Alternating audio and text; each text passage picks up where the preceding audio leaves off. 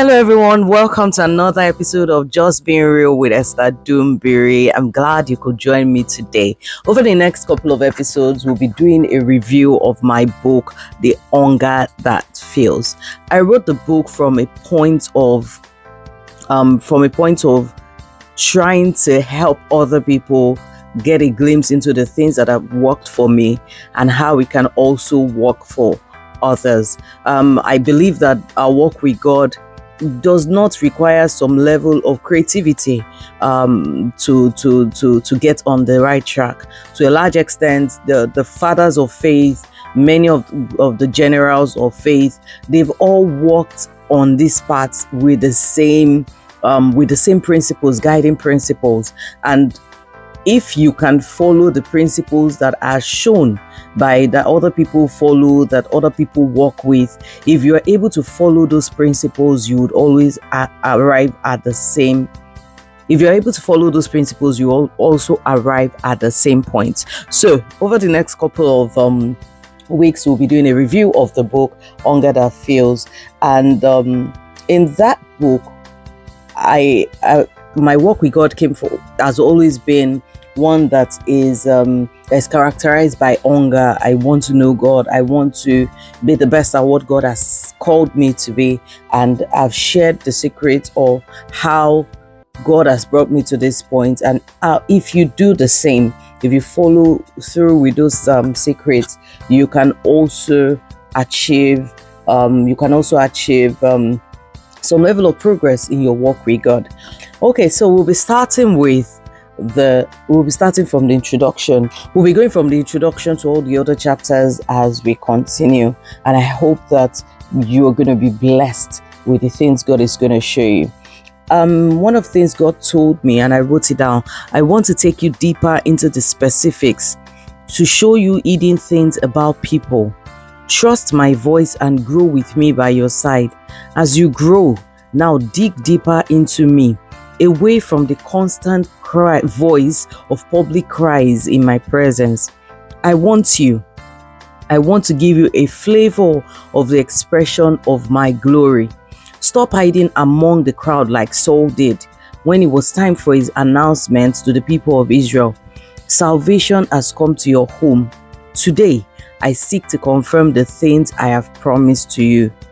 And I replied, when he told me those things, I said, only you can satisfy me. Only you can satisfy my soul. Now, we all have things that God has told us concerning our lives, where we are going.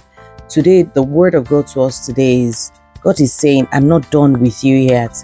I don't want you to lose track of what I'm doing with you. And I don't want to do these things with you in the crowd, in the multitude of noise from the crowd. I want you to be able to have a connect with me on a basis of our individual relationships with God. You know, the book of Psalm 63 verse 1 says, God, you are my God. Earnestly I seek you. My soul thirsts for you. My body yearns for you in a dry and weary land where there is no water. How hungry are you for God? How hungry are you for God to show you the things He has always wanted to show you? How willing are you to spend time in God's presence, to pant after Him, to look for Him, to do things that will position your heart right where God can find you? Today, God is reminding you that all the promises I've made to you, my walk with you is only going to grow and grow steadily in a relationship with me. There is no achieving anything without a close relationship with God. So for my walk with God has always been marked by systems, a desire for systems that work. I want to do something and then be able to replicate it in the life of my children, both biological and spiritual. I want to do things and be able to say, okay, these are the blueprints. This is how I got here. These are things that worked and these are things that didn't work. So for me, walking with God has always been one that I document. I write everything God is telling me. I write what I am going through emotionally in the season of my life as I walk with God. So if it took me 10 steps to get somewhere, I want to be able to put that together and give it to you such that you can use 2 steps to get where you're doing. I want to help you to limit how much time you spend looking for something, because based on the fact that you don't have access to the things I did to take me to where I want to be. So I believe that lessons, my life should be a lesson that quickens other people on their journey of life. So my scars, my victories, they must all serve the same purpose. They must all serve as maps to help you to reach where you want to go. So if doing something cost me 10 years of my life, by the time I'm done sharing with you, I want you to be able to experience something that is shorter than that, and you not make the same mistakes that I made. So just around the period of the COVID 2020, God began to stir in my heart a call to seek Him. During that season, it was a very challenging season for me, because I was filled with a lot of pressure. There was a lot of pain in my life at that point, and it threatened to break me. Frankly, when I say it threatened to break me, I mean it threatened to break me. But it was that period that mercy found me, and in pressing to God with the whole of my pain, my disappointment, everything I was going through, in pressing into God, I began to find God. And that is why that song by Dusi Oyeko, it comes to mind. It says, when I know you, I find you. It is in pressing into knowing God that you begin to find God. So whenever you're going through anything, regardless of the pain, the disappointment, you have a choice to make, to sink or to press into God, to channel that pain, to fuel, to press into God. And very quickly, I would like to expand on that matter. You see, many times we go through issues in life. People disappoint us. Maybe we lose our job, we lose a contract. People stab us, betrayal, whatever the pain that you're going through. At every point in time when this pain come up, it is God's invitation into deeper levels of Him. So you need to learn how to channel your pain, channel your discomfort into fuel, into energy to press into God. You know, the Bible talks about when people talk back about you, when people deride you, when people say things that they shouldn't say about you, the Bible says you should convert it to energies of prayers. Your pain should be fuel to press into God. And many times when God sees that, oh, this person is becoming a little complacent, this person is drifting from me, it causes discomfort around us, so that our heart is drawn back to Him. Our heart is drawn back to finding Him, finding solace in Him. And in doing that, your relationship with God is strengthened. So, from the point of 2020, when God started with me, He has been fanning that fire in my heart ever since. It has, based on the things God has shown me concerning where He's taking me to, concerning the things He's going to do in my life. I can't sit back. I can't sit still. I want to keep pressing into Him until I achieve the best of what God is doing in my life. So, looking back, I can tell you that when it comes to genuine emotion, it is not a genuine hunger for God. It's not a fleeting emotion. It should be something that it sits right inside of you. It should be like a divine invitation from God that you attend to. It should be a path that is characterized by consistent patterns that you begin to embody. And that's what it has been for me. It didn't start right there in COVID-19 and end there. Consistently, God has been taking me through different processes, refining me, reprimanding me, showering me with His love. Everything just to move me forward to the place where He has in store for me. So some of the moments that I have to share, they can be relieved. You can actually trace them.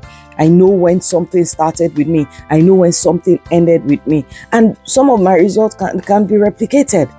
If you do, which is the way I've by the grace of God been able to train many of my spiritual daughters and sons, and even my biological ones, I can replicate some of the things that God has done with me. And it's not about formula, it's just about the faithfulness of God displayed in my life through the different ways that He came across for me. So, have I arrived at where God showed me? Not at all. I'm very, very far from where God showed me. However, my cry every day is simple, it's urgent. Lord, keep the flames hot. Let me never grow cold on this path to the heart of the Father. Keep my appetite like fire.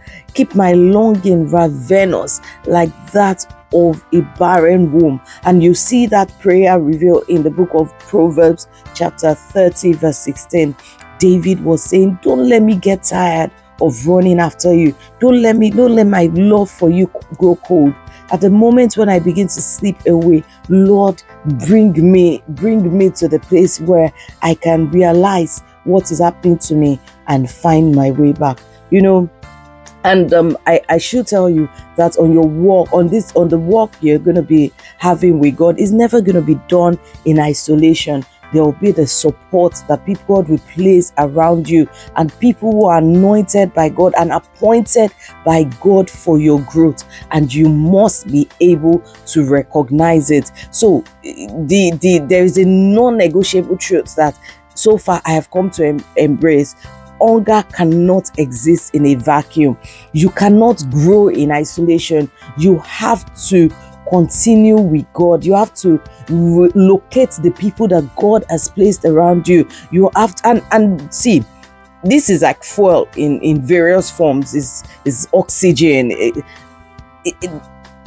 Your fire can't burn without oxygen, and so these people that God has placed around you are like the oxygen in your life to ensure that your fire keeps burning. That's the value of good people that God places around you as sustenance of the flame of God. I would like to read a scripture in the book of Proverbs chapter 27 verse 17. And it says, it takes a grinding wheel to sharpen a blade. And so one person sharpens the character of another. So there's no blade that can sharpen itself. You have to sharpen your blade. So you have to have a grinding wheel or another blade to be able to sharpen your blade. And it's the same thing as no vessel can stay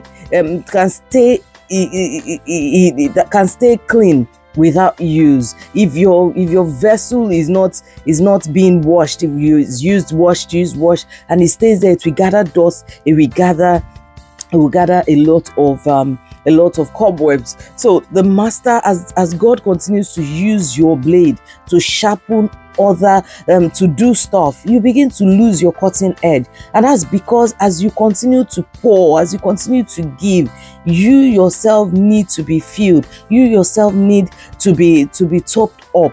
If not, you will run out of gas and steam. So you need God sent people your way to sharpen the blade, sharpen you again, so that you will not remain, you will not be weak and eventually burn out. So staying hungry requires a grinding wheel, a friend, a mentor, a system, and sometimes even an adversary. That person you think is your enemy might be God's way of sharpening your blade. And see, the grinding wheel can also come in different shapes and sizes, and sometimes even circumstances, but the assignment remains the same. It is meant to keep you sharp. So what sharpened you in one season might not be the same thing that will sharpen you in the next season. It's important that you remain spiritually sensitive to identify God's method of stoking your hunger in every season. I like to read the book of Matthew chapter 5 verse 6, Amplified Version. It says, blessed, joyful, nourished by God's goodness are those who hunger and thirst for righteousness, those who actively seek right standing with God, for they will be completely satisfied. So there's no ambiguity here at all. Anyone who is hungry will be filled. So In the book Hunger That Fails, I'm going to be taking you on a short journey through the workings of God's grace upon my life. And the book for me is both a map and a mirror. Now, it's a map because I'll retrace steps, patterns, revelations from my own life that may help you quicken your journey. And it's also a mirror because you see yourself on these pages, you see your seasons, you see your struggles, you see your deep cry for more of God on the pages of the book. And however I should issue a caveat. I issued a caveat in the book because it's not everything you do that is a byproduct of something else that you did. Sometimes we can't interpret divine movement through the limited lens of our understanding. So while I'll do my best to draw the lines that, okay, this is why this happened, I must also say that our relationship with God is like with a person, and is not with a set of principles. It's not a formula I'm selling. What I'm trying to bring you into is with a relationship with God. And I can only tell you that as long as you focus on God and not particularly on the principles, as though you're taking drugs, or as though you're just being dogged about following step by step, but you are more about following God to see how He will operate in your life, I can only welcome you to more yearnings, to hunger, to even more longings to God, and most especially to a hunger that will fill you. Thank you very much for joining me today. I hope you're blessed. I look forward to seeing you as we go on to chapter 1 to talk about the things that God has revealed to me as I've documented in the book, The Hunger That Fills. God bless you. Remember, the King is coming. Please stay prepared. I love you all. Bye for now.